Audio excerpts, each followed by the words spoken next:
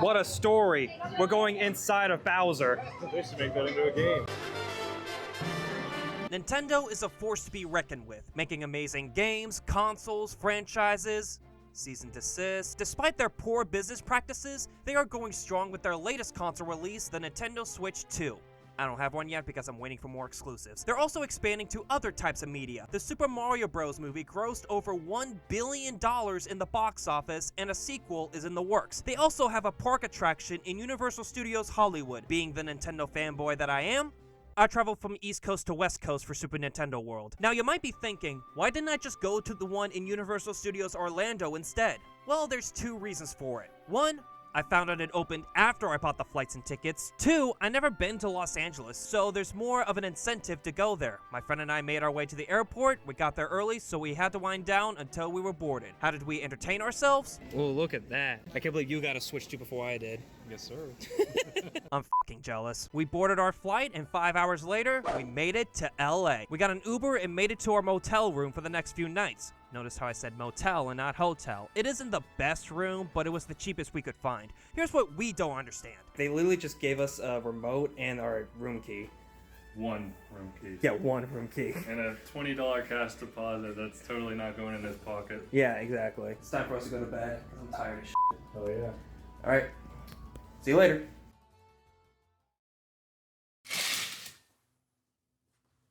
What a great view to wake up on.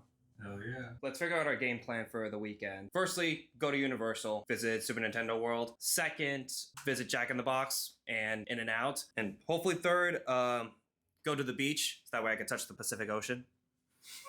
You down for that? Yeah. Lucky for us, there was a Jack in the Box down the road from our room, so that checks that box. I've been to one before, but that was 14 years ago. My friend, however, never had. So how's the Borga?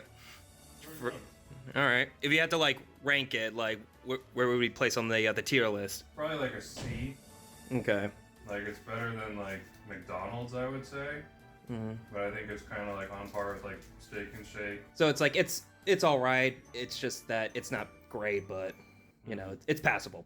Yep. We made our way to Universal Hollywood, and wow, it's a lot. I did not know it had its own city walk, housing multiple shops and restaurants. It's leaving a strong first impression. All right, on a scale of 1 to 10, how much do you think I look like Mr. Beast?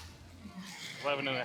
There was a Nintendo store in the Plaza, so we checked it out to see what they have. Plushies, bags, keychains, shirts, the works. I don't know what I was expecting. Maybe Mario kissing Sonic. We then made our way to the park entrance. It's so surreal seeing the globe and sign in person when I've only seen it through ads. They had a red carpet, an archway. My kid self would have been in awe at this sight. We went straight to Super Nintendo World, which was at the lower level of the park. Coming up to the entrance, it plays familiar tunes from the franchise. It has an orchestra rendition playing on the left and 8-bit on the right. It was a neat touch to cater both old and new fans. We enter the green pipe entrance and it puts us into Peach's castle. Walking out of the castle, we've done it. The enemies, the setting, the whimsical fun atmosphere, we made it to Super Nintendo World.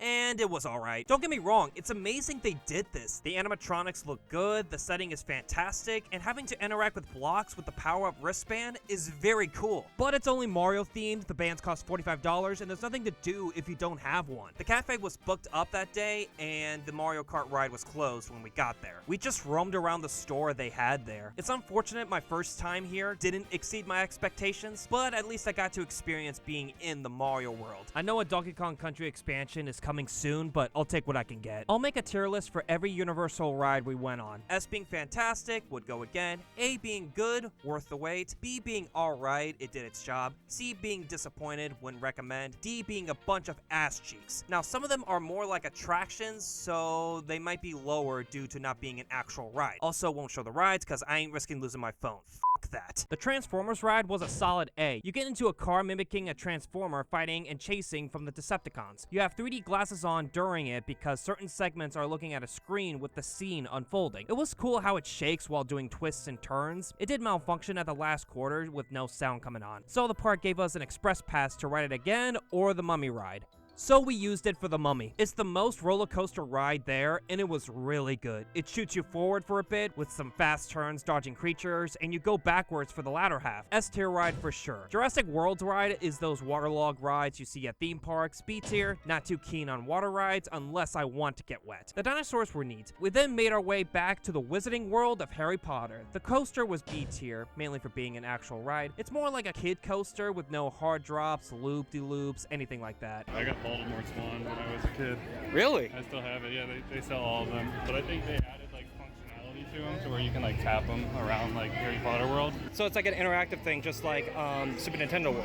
Yeah. The one in Hogwarts Castle is an A tier. It's like the Transformers ride, but with a Harry Potter spin, mimicking being on a broom, traversing through the world with the characters. I do like how the lines are immersive to match the world you're in. Like going to the Harry Potter ride, it literally looks like you're walking into Hogwarts. It may not seem much, but I appreciate the attention to detail. I can't reach it. I'm sick.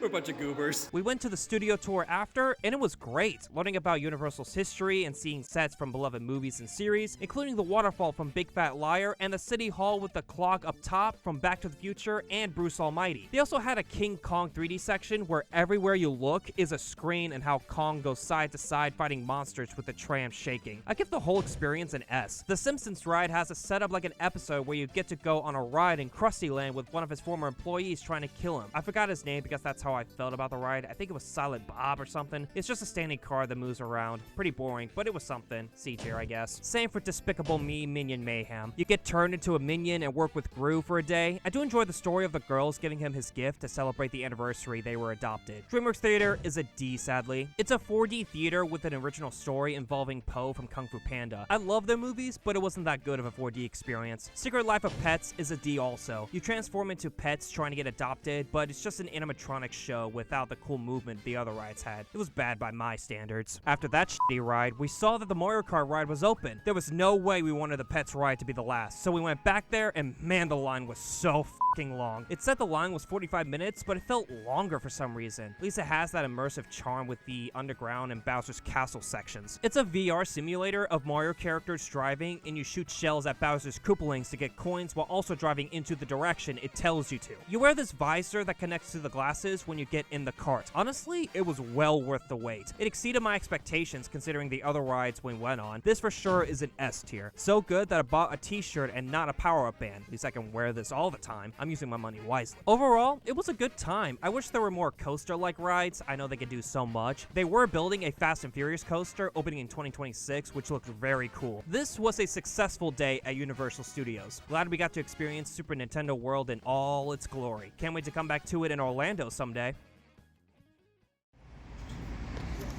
Look at that. Look at this bad boy. We hit up In-N-Out for lunch the next day. I got the double-double combo with a vanilla milkshake, and my friend got a regular cheeseburger combo. You get to witness our first reactions to a West Coast staple from East Coast boys. What do you think? Pretty good. We're good. So, tier list. Where we going? I don't know, it's tough. Yeah, that is good. Now, this is definitely like a D tier. You got all that for under $10. To be honest, I prefer Five Guys more. Their burgers are neck and neck to In-N-Out, but I love their fries more. They give you a ton of them, and as you can tell, I had an interesting reaction with the In-N-Out fries. Huh?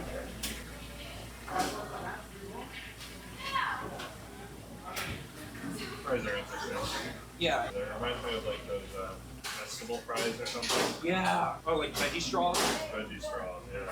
I believe the reason why is because In-N-Out uses 100% sunflower oil. That explains the taste and texture they had. Don't worry, I get why people rave about this place. I'll definitely eat here again. Afterwards, we made our way to the beach. I mean, you can't go to LA without going to the beach. The one we went to was Venice Beach. It had a nice pier there. They had separate sections for swimmers and surfers. We were in the water for about an hour and then walked to the end of the pier and back. It was nice seeing a West Coast beach with our own eyes. We planned on going to a movie theater to see Weapons. It was pretty good. Really liked how it cut to different characters and their perspectives regarding the missing children. Before we did, we went to an arcade to kill some time before the movie starts. This arcade we went to was in the middle of the Santa Monica Pier. We rode electric scooters down a few miles from Venice to Santa Monica. It was really cool that we ended up here. We only did the arcade though. Wanted to ride the coaster to make up for the Universal rides, but it was the same price as our movie ticket. So yeah, that was our Los Angeles trip. I had a nice time there. Sure, the room we stayed in wasn't the best, but I was able to sleep in it. It was also expensive. Like doing Uber trips was cheaper than getting a rental. We were there for a couple days, so it wouldn't make sense to get one anyway, at least from my perspective. Despite all that, it was great to see the West Coast as someone who's been living in the East Coast for my entire life. Los Angeles, you did good. I will visit you again soon.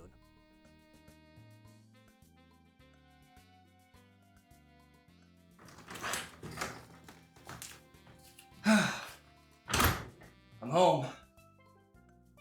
That means I can finally try this milk I got from LA. Ooh, let me see here. Bottoms up.